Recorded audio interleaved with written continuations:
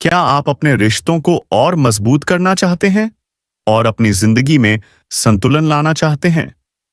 आज हम आखिरी 3 आदतों को समझेंगे जो आपकी जिंदगी को पूरी तरह बदल देंगी। तो चलिए शुरू करते हैं और आखिर तक हमारे साथ बने रहें। दोस्तों, पिछले 2 भागों में हमने बहुत कुछ सीखा। पहले भाग में हमने जाना कि प्रोएक्टिव बनने और अंत को ध्यान में रखकर शुरुआत करने से हम अपनी जिंदगी की दिशा साफ करते हैं। दूसरे भाग में हमने समझा कि पहले जरूरी चीजों को पहले करने और विन विन सोचने से हम अपने समय और रिश्तों को बेहतर बनाते हैं। लेकिन आज हम इस सीरीज के आखिरी पड़ाव पर हैं। आज हम आखिरी 3 आदतों की बात करेंगे। पहले समझें, फिर समझाएं, सिनर्जी बनाएं और खुद को तेज करें। स्टीफन कोवी कहते हैं कि ये आदतें हमें सिखाती हैं कि कैसे हम बेहतर संवाद करें, दूसरों के साथ मिलकर कुछ बड़ा बनाएं और अपनी जिंदगी में संतुलन लाएं। ये आदतें न सिर्फ हमें प्रभावी बनाती हैं, बल्कि हमें एक बेहतर इंसान भी बनाती हैं। तो चलिए इन आदतों को एक एक है करके समझते हैं। हैबिट 5, पहले समझें फिर समझाएं। दोस्तों, ये आदत संवाद की सबसे जरूरी आदत है। स्टीफन कोवी कहते हैं कि ज्यादातर लोग दूसरों को समझने से पहले खुद को समझाना चाहते हैं। हम सोचते हैं मुझे अपनी बात पहले रखनी है, मुझे सही साबित करना है। लेकिन प्रभावी लोग पहले समझने की कोशिश करते हैं। वो दूसरों की बात सुनते हैं, उनकी भावनाओं को समझते हैं और फिर अपनी बात रखते हैं। उदाहरण के लिए, मान लीजिए आप अपने दोस्त से किसी बात पर बहस कर रहे हैं, सुना मस्ट रहे हैं। आप तुरंत अपनी बात रखना शुरू कर देते हैं, मैं सही हूं, तुम गलत हो। लेकिन अगर आप पहले उसकी बात सुनते हैं, उसकी भावनाओं को समझते हैं और फिर अपनी बात रखते हैं, तो आपकी बहस एक समझदारी भरी बातचीत में बदल जाएगी। पहले समझने के लिए हमें सहानुभूति से सुनना होगा। सहानुभूति का मतलब है कि आप सिर्फ शब्द नहीं सुनते, बल्कि उसकी भावनाओं को भी समझते हैं। अगली बार जब कोई आपसे बात करे, तो उसकी आंखों में देखें, उसके शब्दों पर ध्यान दें और उसकी भावनाओं को महसूस करें। उससे यह दिखाएं कि आप उसकी बात को समझ रहे हैं। सहानुभूति से सुनने का एक आसान तरीका है उनकी बात को दोहराना। उदाहरण के लिए, अगर आपका दोस्त कहता है, मुझे लगता है कि मेरा बॉस मुझसे नाराज है, तो आप कह सकते हैं, तो तुम्हें लगता है कि तुम्हारा बॉस तुमसे नाराज है, क्या हुआ?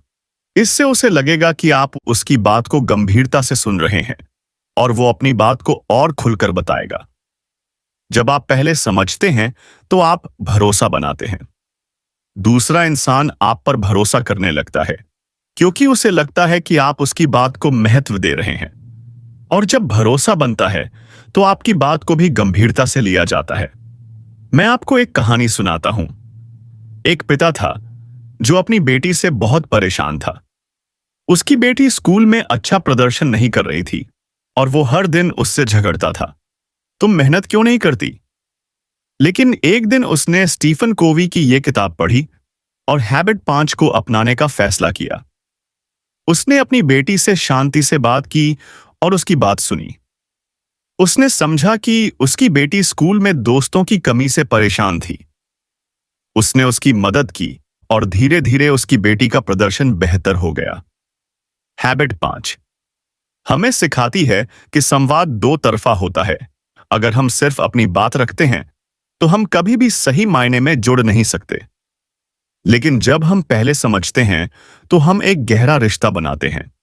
इसके लिए हमें अपनी सुनने की आदत को बदलना होगा।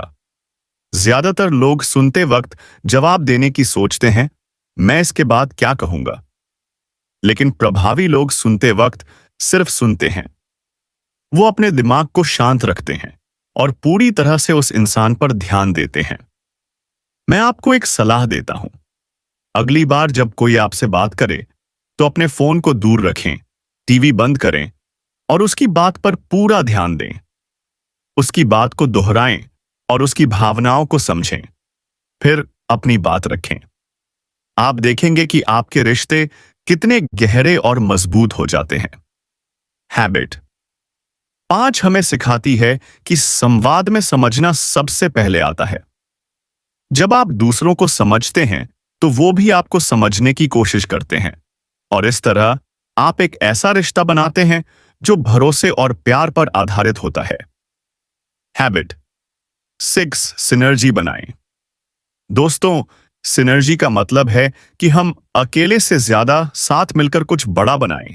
स्टीफन कोवी कहते हैं कि प्रभावी लोग सिनर्जी में विश्वास करते हैं। वो जानते हैं कि 1+1 हमेशा 2 नहीं होता, कभी कभी ये 11 हो सकता है। सिनर्जी का मतलब है कि हम अपने मतभेदों को एक ताकत बनाएं। उदाहरण के लिए, मान लीजिए आप और आपका दोस्त एक प्रोजेक्ट पर काम कर रहे हैं। आप एक तरह से सोचते हैं और आपका दोस्त दूसरी तरह से।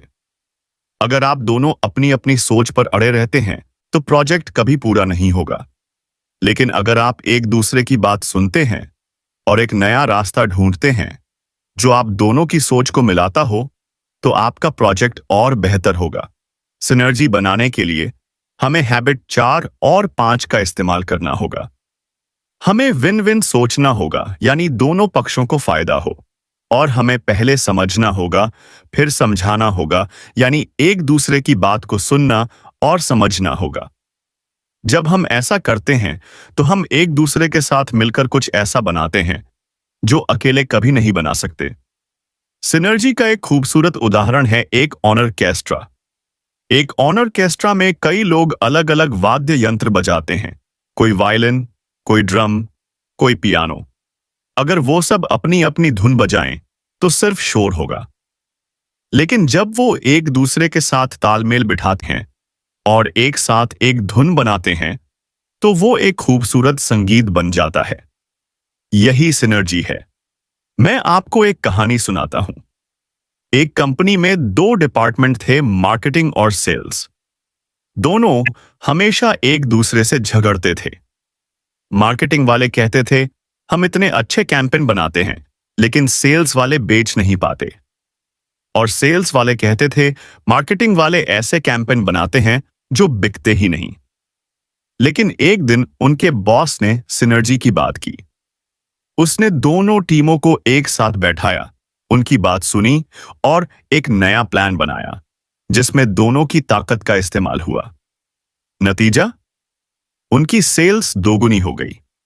सिनर्जी हमें सिखाती है कि हमें अपने मतभेदों को एक ताकत बनाना है। हमें एक दूसरे की ताकत को पहचानना है और साथ मिलकर कुछ बड़ा बनाना है। तो आज से फैसला करें, मैं सिनर्जी बनाऊंगा। हैबिट 7 खुद को तेज करें। दोस्तों, ये आखिरी आदत हमारी जिंदगी में संतुलन लाने की आदत है। स्टीफन कोवी कहते हैं कि प्रभावी लोग हमेशा खुद को तेज करते हैं, यानी वो अपने शरीर, दिमाग, दिल और आत्मा का ख्याल रखते हैं। इसका नाम खुद को तेज करना क्यों रखा गया? स्टीफन कोवी एक कहानी सुनाते हैं। एक लकड़हारा जंगल में पेड़ काट रहा था। वो घंटों से मेहनत कर रहा था, लेकिन उसकी कुल्हाड़ी धीरे धीरे कुंद हो गई थी। एक आदमी ने उससे कहा, अपनी कुल्हाड़ी को तेज कर लो, तुम्हारा काम आसान हो जाएगा। लेकिन लकड़हारे ने कहा, मेरे पास वक्त नहीं है, मुझे पेड़ काटने हैं। नतीजा, वो और ज्यादा थक गया और उसका काम धीमा हो गया। यही बात हमारी जिंदगी पर लागू होती है। अगर हम खुद को तेज नहीं करते, यानी अपने शरीर, दिमाग, दिल और आत्मा का ख्याल नहीं रखते, तो हम थक जाएंगे और हमारी जिंदगी धीमी पड़ जाएगी। खुद को तेज करने के लिए हमें 4 चीजों पर ध्यान देना होगा। पहला, शारीरिक। हमें अपनी सेहत का ख्याल रखना होगा। हर दिन व्यायाम करें, अच्छा खाना खाएं और पर्याप्त नींद लें। दूसरा, मानसिक। हमें अपने दिमाग को तेज करना होगा। हर दिन कुछ नया सीखें, चाहे वो एक नई किताब पढ़ना हो, एक नई स्किल सीखना हो या फिर कुछ लिखना हो। स्टीफन कोवी कहते हैं कि जो लोग हर दिन सीखते हैं वो हमेशा आगे बढ़ते हैं। तीसरा, भावनात्मक। हमें अपने दिल का ख्याल रखना होगा।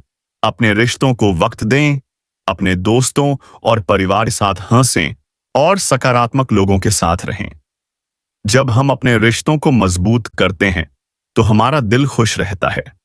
चौथा, आध्यात्मिक। हमें अपनी आत्मा का ख्याल रखना होगा। हर दिन कुछ समय शांति में बिताएं, चाहे वो ध्यान करना हो, प्रार्थना करना हो या प्रकृति के साथ वक्त बिताना हो। यह हमें अपनी जिंदगी का मकसद याद दिलाता है। मैं आपको एक सलाह देता हूं, हर हफ्ते इन चारों चीजों के लिए समय निकालें। उदाहरण के लिए, हर दिन 30 मिनट टहलें, शारीरिक। हर दिन 15 मिनट किताब पढ़ें, मानसिक। अपने परिवार के साथ डिनर करें, भावनात्मक। और हर सुबह 5 मिनट ध्यान करें, आध्यात्मिक। जब आप ऐसा करते हैं तो आपकी जिंदगी में एक नया संतुलन आता है। हैबिट 7 हमें सिखाती है कि हमें खुद को रिचार्ज करना होगा। अगर हम लगातार काम करते रहते हैं, बिना रुके, बिना खुद का ख्याल रखे, तो हम जल्दी थक जाएंगे। लेकिन जब हम खुद को तेज करते हैं तो हमारी जिंदगी में एक नई ऊर्जा आती है। इन 7 आदतों को एक साथ देखें। हैबिट 1, 2 और 3 उयस हमें अपनी जिंदगी पर कंट्रोल देती हैं। प्रोएक्टिव बने, अंत को ध्यान में रखें और पहले जरूरी चीजों को पहले करें। हैबिट 4, 5 और 6 हमें अपनी जिंदगी को संतुलित बनाने में मदद करती हैं। 6 हमें दूसरों के साथ बेहतर रिश्ते बनाने में मदद करती हैं। विन विन सोचें, पहले समझें, फिर समझाएं और सिनर्जी बनाएं। और हैबिट 7 हमें सिखाती है कि हमें खुद को रिचार्ज करना है। इन 7 आदतों को अपनाने में वक्त लगता है। ये रातों रात नहीं होता। हर दिन छोटे छोटे कदम लें। हर बार जब आप रिएक्ट होने लगें, प्रोएक्टिव बनें। हर बार जब आप बहस करने लगें, पहले समझें। और हर हफ्ते खुद को तेज करने के लिए समय निकालें। धीरे धीरे ये आदतें आपकी जिंदगी का हिस्सा बन जाएंगी। तो दोस्तों, the 7 habits of highly effective people की हमारी ये सीरीज यहां खत्म होती है। आज हमने आखिरी 3 आदतों को समझा। पहले समझें, फिर समझाएं, सिनर्जी बनाएं और खुद को तेज करें। मुझे उम्मीद है कि इन 3 भागों ने आपको कुछ नया सिखाया और आपकी जिंदगी में एक सकारात्मक बदलाव लाया। अगर आपको ये सीरीज पसंद आई तो वीडियो को लाइक करें, चैनल को सब्सक्राइब करें और बेल आइकन दबाना न भूलें।